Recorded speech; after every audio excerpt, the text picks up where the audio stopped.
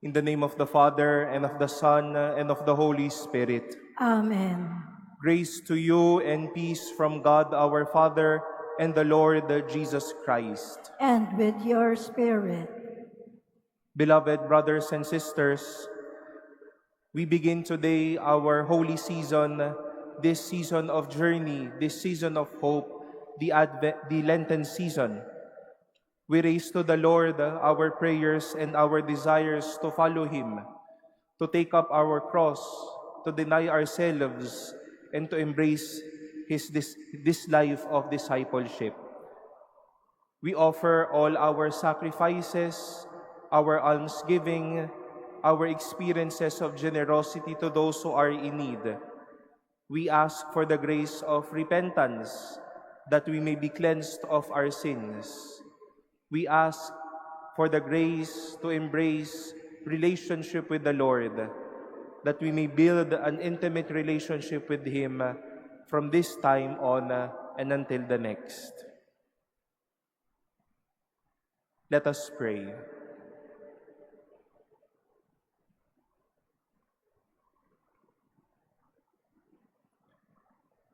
Grant, O Lord, that we may begin with holy fasting this campaign of Christian service, so that as we take up battle against spiritual evils, we may be armed with weapons of self-restraint.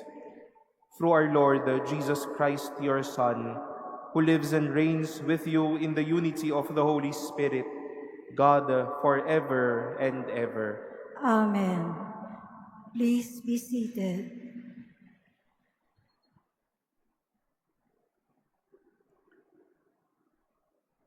A reading from the book of the prophet Joel.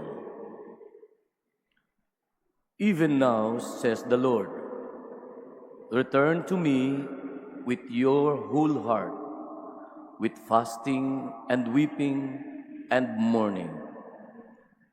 Rend your hearts, not your garments, and return to the Lord your God. For gracious and merciful is He, slow to anger, rich in kindness, and relenting in punishment. Perhaps He will again relent and leave behind Him a blessing, offerings and libations for the Lord your God. Blow the trumpet in Zion, proclaim a fast, call an assembly. Gather the people, notify the congregation. Assemble the elders, gather the children and the infants at the breast. Let the bridegroom quit his room and the bride her chamber. Between the porch and the altar, let the priests, the ministers of the Lord, weep and say, spare, O Lord, your people, and make not your heritage a reproach, with the nations ruling over them. Why should they say among the peoples, "Where is their God?" Then the Lord was stirred to concern for his land and took pity on his people.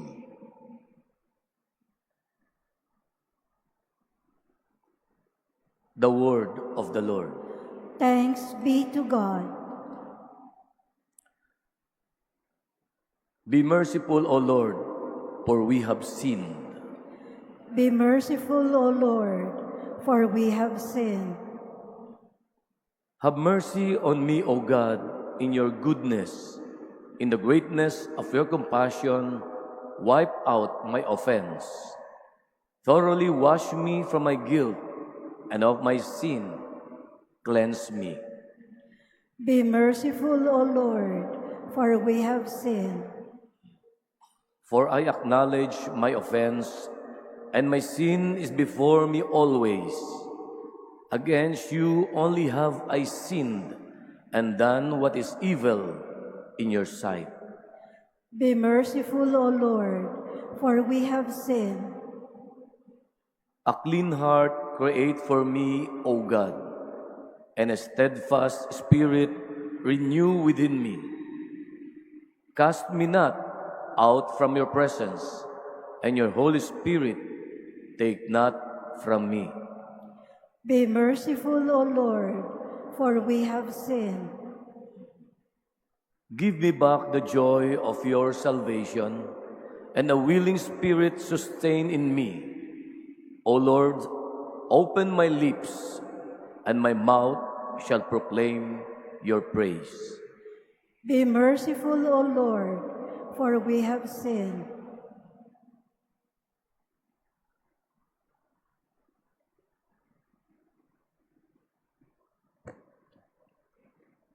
A reading from the second letter of St. Paul to the Corinthians. Brothers and sisters, we are ambassadors for Christ, as if God were appealing through us. We implore you on behalf of Christ, be reconciled to God. For our sake, he made him to be sin who did not know sin, so that we might become the righteousness of God in him.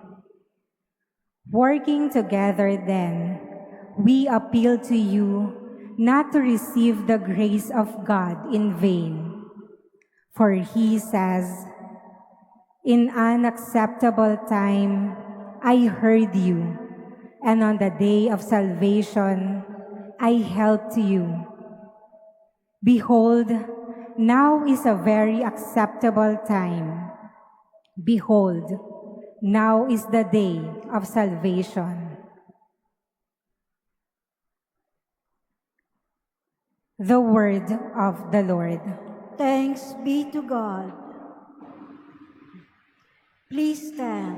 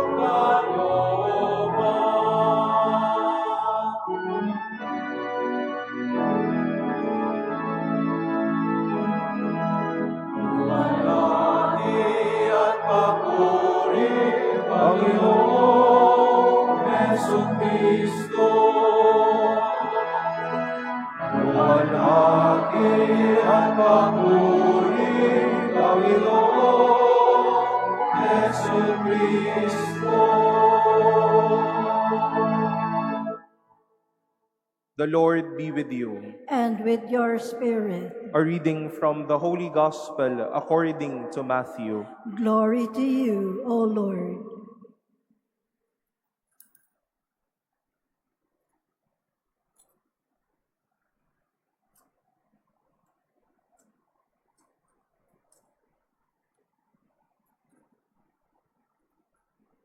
Jesus said to his disciples, "Take care not to perform righteous deeds in order that people may see them. Otherwise, you will have no recompense from my heavenly Father. When you give alms, do not blow a trumpet before you as the hypocrites do in the synagogues and in the streets to win the praise of others. Amen, I say to you, they have received their reward. But when you give alms, do not let your left hand know what your right is doing, so that your almsgiving may be secret, and your Father who sees in secret will repay you. When you pray, do not be like the hypocrites, who love to stand and pray in the synagogues and on street corners, so that others may see them. Amen, I say to you, they have received their reward. But when you pray, go to your inner room, close the door, and pray to your Father in secret, and your Father who sees in secret will repay you. When you fast, do not look gloomy like the hypocrites. They neglect their appearance so that they may appear to others to be fasting. Amen, I say to you, they have received their reward. But when you fast, anoint your head and wash your face, so that you may not appear to be fasting, except to your Father who is hidden. And your Father who sees what is hidden will repay you." The Gospel of the Lord. Praise to you, Lord Jesus Christ. Please be seated. Good afternoon, my dear brothers and sisters. Ngumiti naman ho kayo, hindi po ibig sabihin Kwaresma dapat malungkot kayo. Magandang hapon po at maligayang pagdating po, most especially to our dear faithful, to our dear neighbors here at the Manila Cathedral, office workers, students, beloved brothers and sisters in Christ, pilgrims of hope, as we also celebrate Ash Wednesday this holy year. Muli po, magandang hapon, and we begin today this holy and this blessed season we all call Lent. As I've said, in a very special way, we celebrate this season, the beginning of our Lenten journey within the Holy Year. At alam naman natin na ang dinadala po nating tema sa taong ito ay lakbay pag-asa. Pilgrims of hope. All of us are pilgrims of hope. And it is good to reflect how these ashes that will be imposed over or on your foreheads can be a sign of hope for all of us. Ashes, hope. Isn't it, Father, that these two things are very ironic? Madumi ang abo. Ang pag-asa, isang magandang bagay, pero bakit magiging simbolo ng pag-asa ang abo? Marahil po natanong na ninyo, sa lahat ng pwedeng simbolo ng simbahan, bakit natin sisimulan ang panahong ito sa pamamagitan ng abo? Father, pwede namang holy water para wala kaming ikahiya mamaya. kung sino may pinakamalaking krus, sino may pangit, sino may very, sabi nga sa internet, yung OCD na mga tao, no? Mapalad po yung matatapat sa aking kanina, maayos mamaya, no? Maayos-ayos ang krus ninyo. No? Pwede namang oil na lang, baka mabango-bango pa. Kung gusto nyo pong masaktan, bakit hindi wax ng kandila? Why in every or of all the symbols, why ashes? And I would say, why not? Napakagandang simbolo ang abo bilang tanda ng ating pag-asa at ng ating pananampalataya. We've said that these ashes may appear dirty, black, and lifeless, as these ashes can be reminders of hope. These ashes are dirty. Ayaw natin ng dumi. And we are used to see dirt. There is dirt in your office. You may have hidden dirt inside your houses. Baka sa loob ng bag ninyo madaming dumi, madaming mga kailangang itapon. Baka ho yung damit nating sinusuot, may mga kanya-kanyang mancha at dumi. And we hate dirt. Sana lang po ayaw ninyo ng dumi. But then we face also this reality that human as we are, we also have dirt within us. Our sinfulness, our unforgiveness, our drive not to love. Sa mga panahon na nagdadamot tayo, sa mga panahon na nagtitigas-tigasan ng ating mga puso, kapag sobra na tayong makasarili, kapag punong-puno na tayo ng ating sarili, dumadami yung dumi ng ating puso. We know ourselves as dirty people. But my dear brothers and sisters, whatever appears to be dirty has its hope to be clean.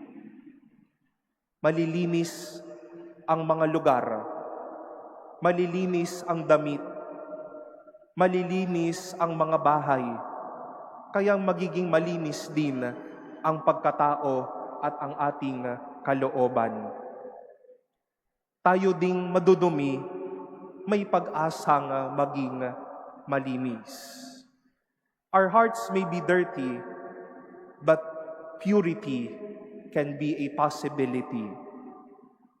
At wag nating hayaang makilala tayong mga maduduming tao.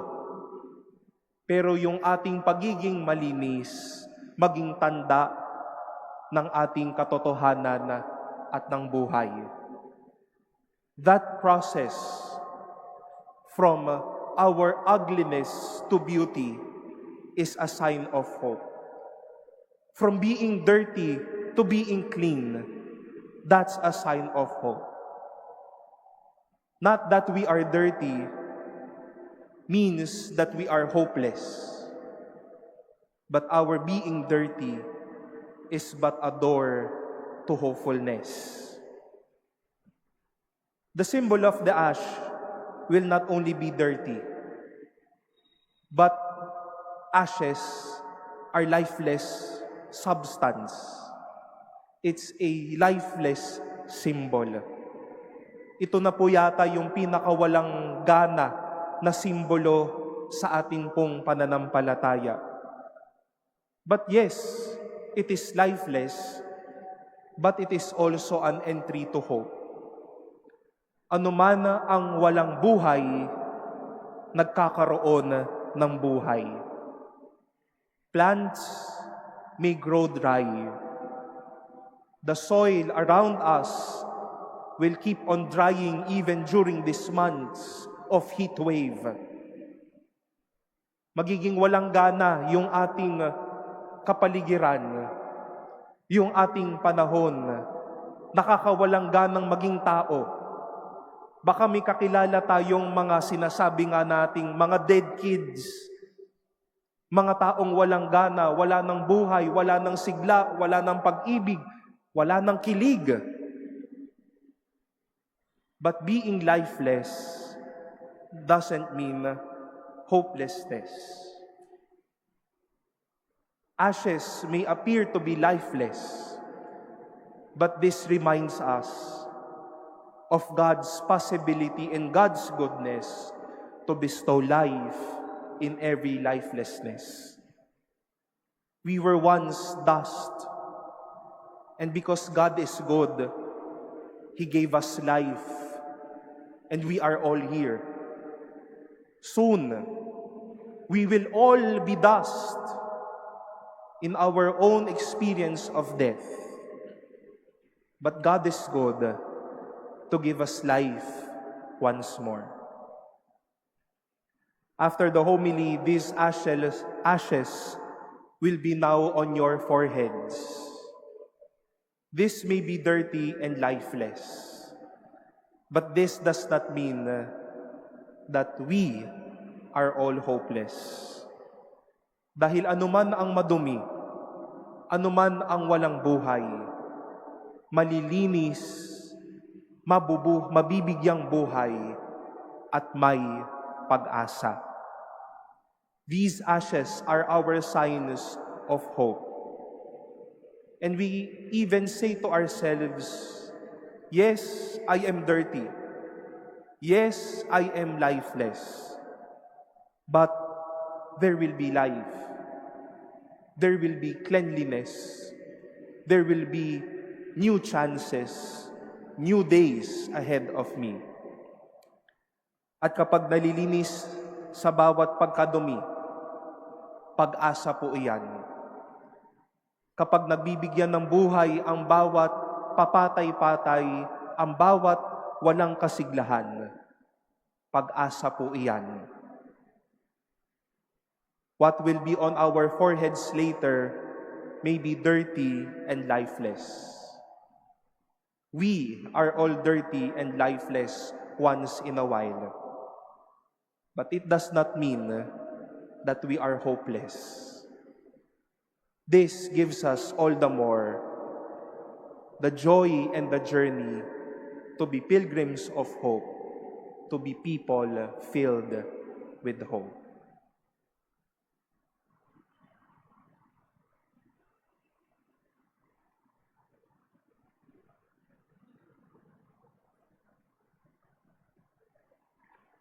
Please all stand.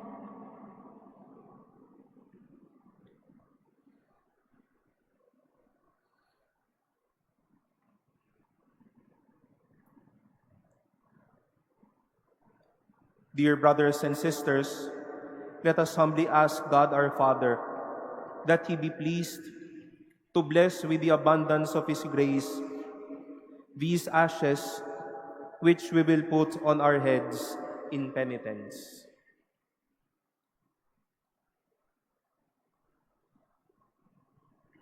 O God, who desire not the death of sinners but their conversion, mercifully hear our prayers, and in your kindness be pleased to bless these ashes, which we intend to receive upon our heads, that we who acknowledge we are but ashes and shall return to dust, may through a steadfast observance of Lent gain pardon for sins and newness of life, after the likeness of your risen Son, who lives and reigns forever and ever. Amen.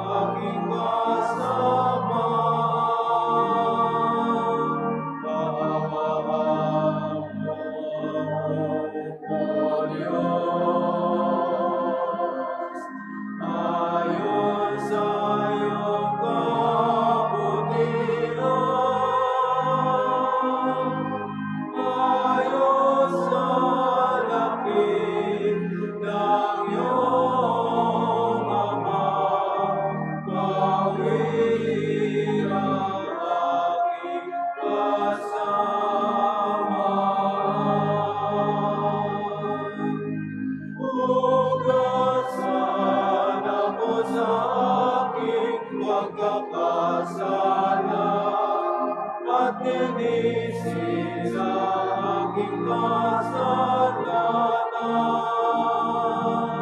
Kaawaan mo ako, O Diyos, ayon sa iyong kabutihan. Ayon sa laki ng iyong habag, bawiin ang aking kasamaan.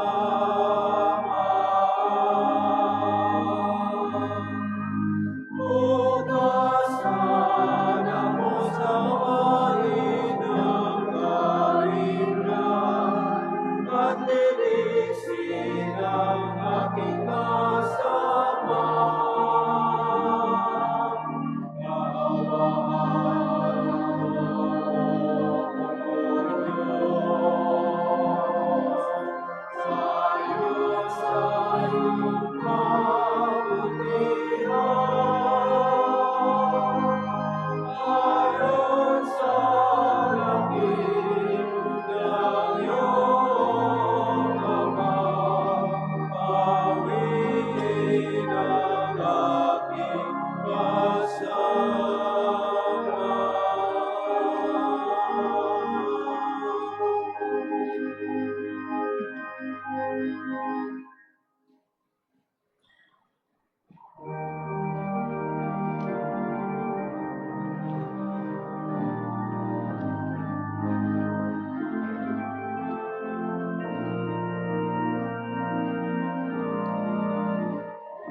Rise again from ashes, from the good we failed to do. We rise again from ashes to create ourselves anew. If all our work is ashes, then must our life be true. An offering of ashes, an offering to you. We offer you our failures. We offer you our debts. The gifts that fully given, the dreams that fully dreamt. Give us stumbling direction. Give our visions wider view. An offering of ashes, an offering to you. Rise again from ashes.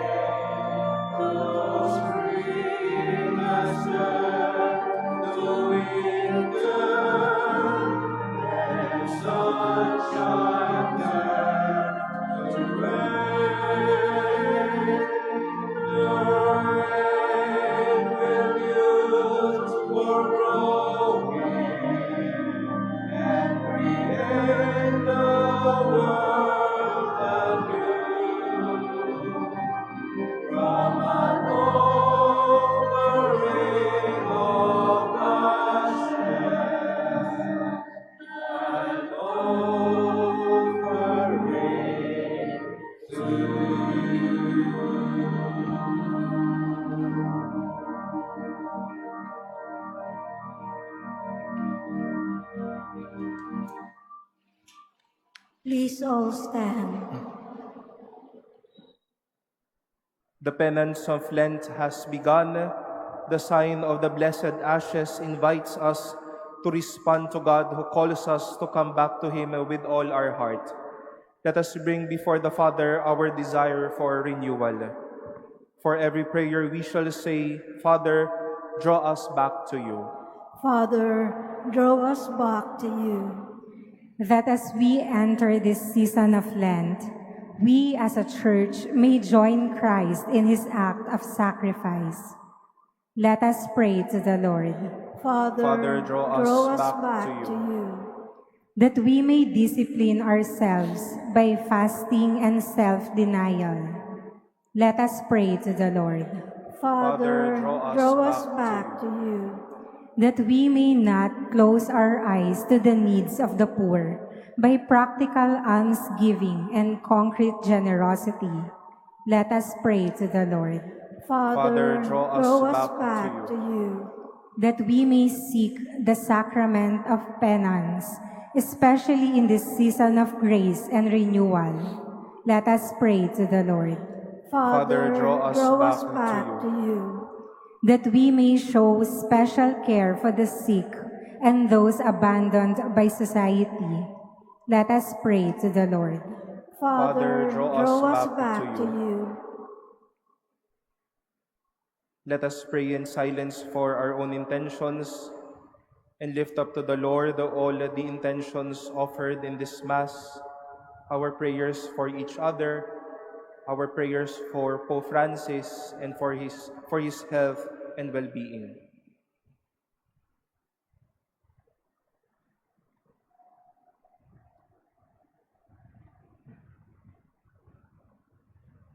Let us pray to the Lord. Father, draw us back to you.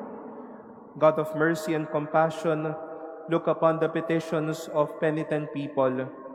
May the ashes we receive today truly symbolize our commitment to do your will. May our self-denial express our desire to die to self, that we may live your divine life in us more fully. We make our prayer through Christ our Lord. Amen. Please be seated.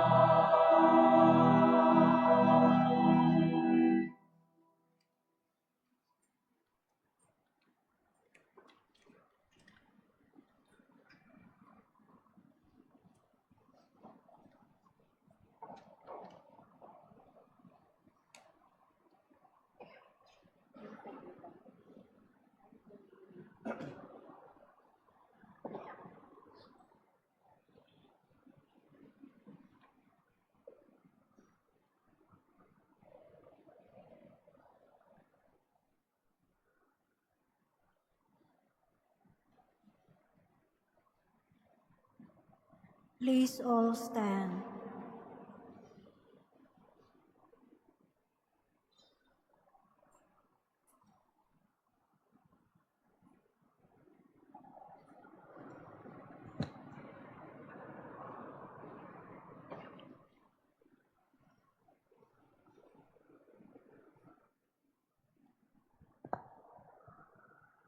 Pray, brothers and sisters, that my sacrifice and yours may be acceptable to God, the Almighty Father.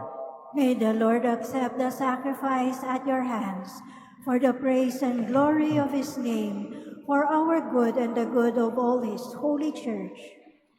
As we solemnly offer the annual sacrifice for the beginning of Lent, we entreat you, O Lord, that through works of penance and charity, we may turn away from harmful pleasures and cleansed from our sins, may become worthy to celebrate devoutly the passion of your Son, who lives and reigns forever and ever. Amen.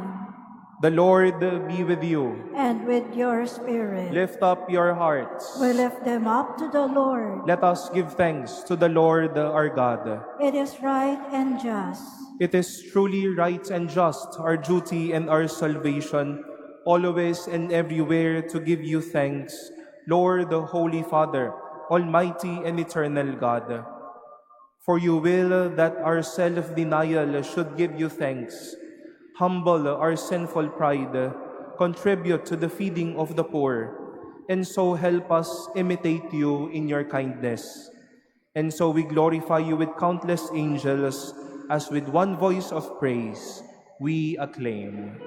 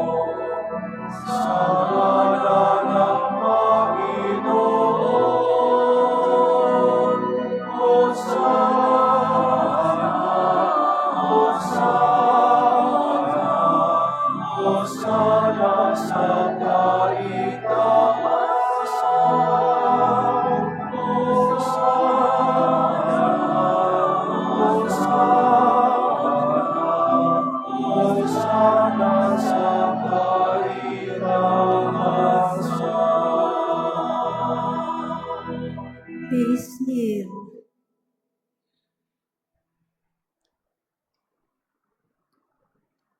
You are indeed holy, O Lord, and from the world's beginning are ceaselessly at work, so that the human race may become holy, just as you yourself are holy.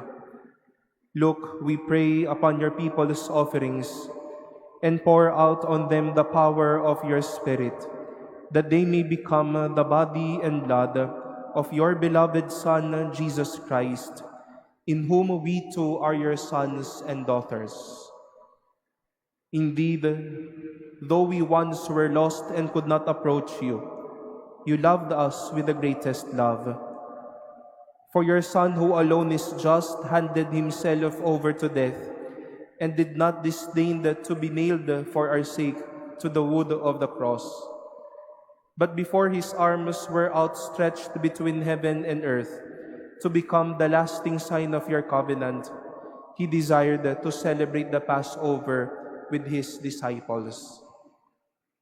As he ate with them, he took bread, and giving you thanks, he said the blessing, broke the bread, and gave it to them, saying, "Take this, all of you, and eat of it, for this is my body, which will be given up for you."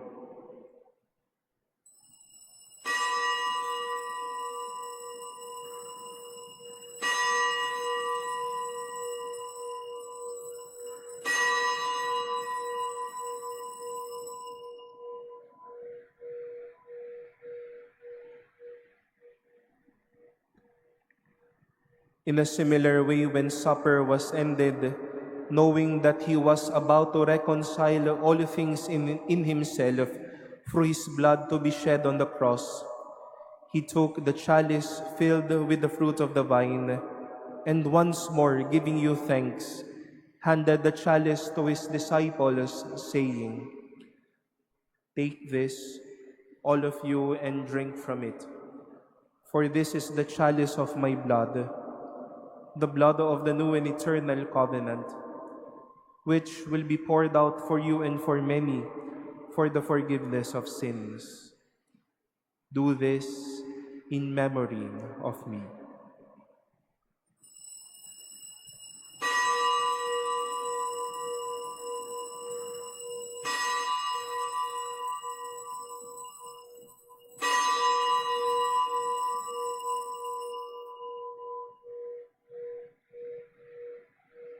Please stand. The mystery of faith.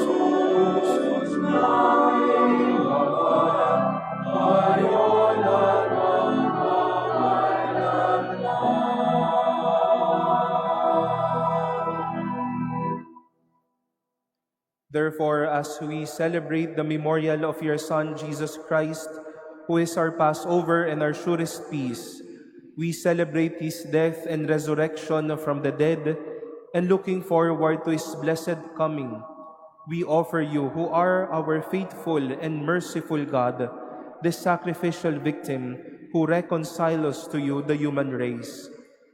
Look kindly, most compassionate Father, on those you unite to yourself by the sacrifice of your Son, and grant that by the power of the Holy Spirit, as they partake of this one bread and one chalice, they may be gathered into one body in Christ, who heals every division. Be pleased to keep us always in communion of mind and heart, together with Francis our Pope and Jose our Bishop. Help us to work together for the coming of your kingdom, until the hour when we stand before you, saints among the saints in the halls of heaven, with the Blessed Virgin Mary, Mother of God, with Blessed Joseph, her spouse, the blessed apostles and all the saints, and with our deceased brothers and sisters, whom we humbly commend to your mercy. Then, freed at last from the wound of corruption, and made fully into a new creation, we shall sing to you with gladness the thanksgiving of Christ, who lives for all eternity.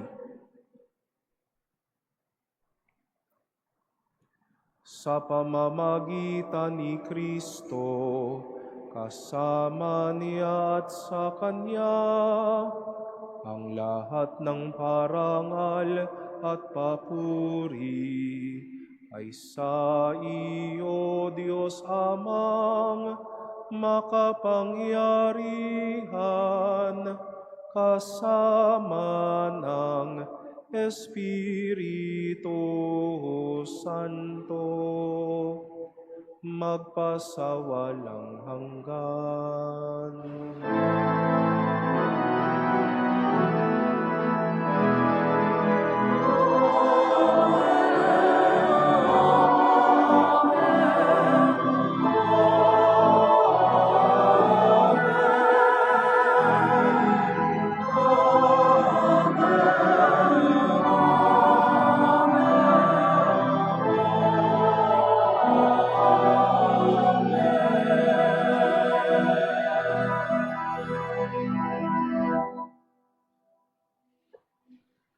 Coming together as God's family with confidence, we call on God our Father as Christ taught us.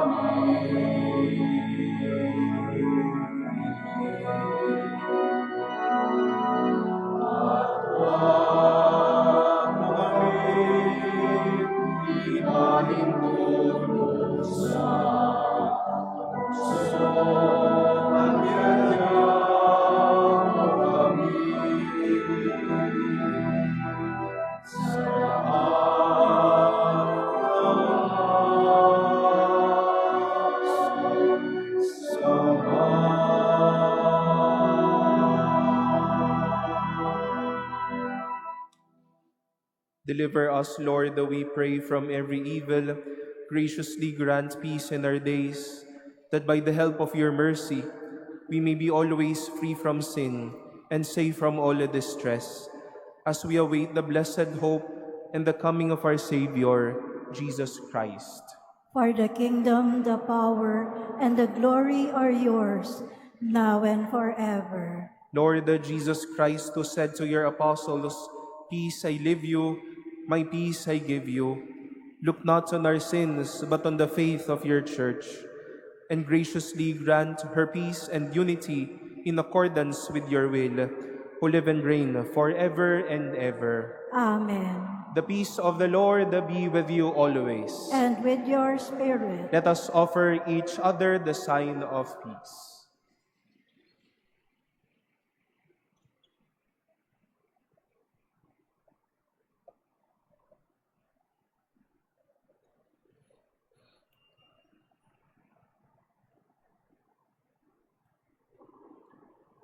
Lamb of God, You take away the sins of the world, have mercy on us.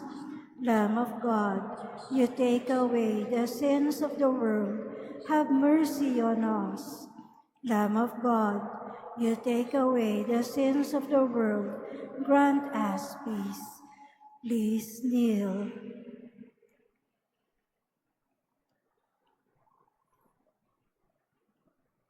Behold the Lamb of God.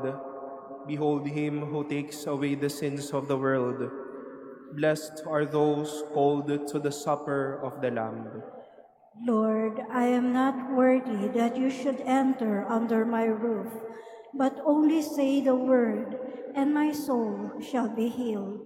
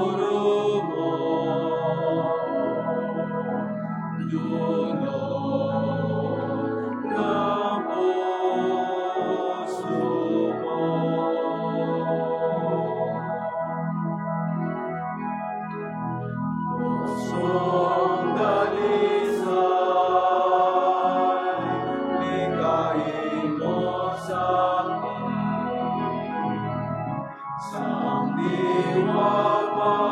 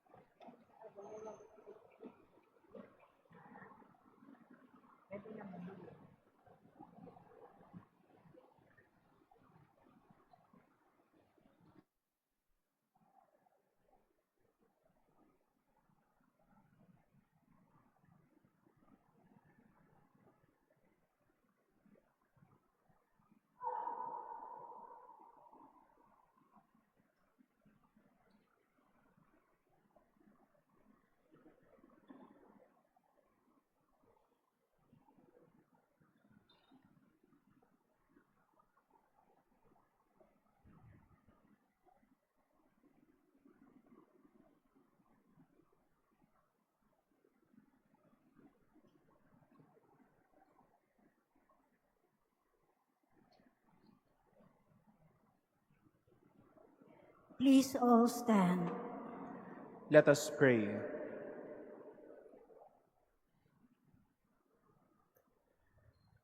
May the sacraments we have received sustain us, O Lord, that our Lenten fast may be pleasing to you and be for us a healing remedy. Through Christ our Lord. Amen. We still have the 6 p.m. Mass with Cardinal Vincolat for our Ash Wednesday celebrations. For those of your friends, office mates, and families who may wish to celebrate the Eucharist, we still have our last Mass at 6 this evening with Cardinal Joe. And our schedule for confession this afternoon is at 3 p.m. until 5 in the afternoon. We thank every one of you for your presence, for your participation, generosity, and love as we celebrate this Eucharist. And as we celebrate this most holy season, let us double our gifts of charity, our penance, as a sign of our love and dedication to God. The Lord be with you. And with your spirit. Bow down for the blessing. Pour out a spirit of compunction, O Lord, on those who bow before your majesty. And by your mercy, may they merit the rewards you promise to those who do penance through Christ our Lord. Amen. And may Almighty God bless you, the Father, and the Son, and the Holy Spirit. Amen. Our celebration has been offered. Go forth in the peace and love of Christ. Thanks be to God.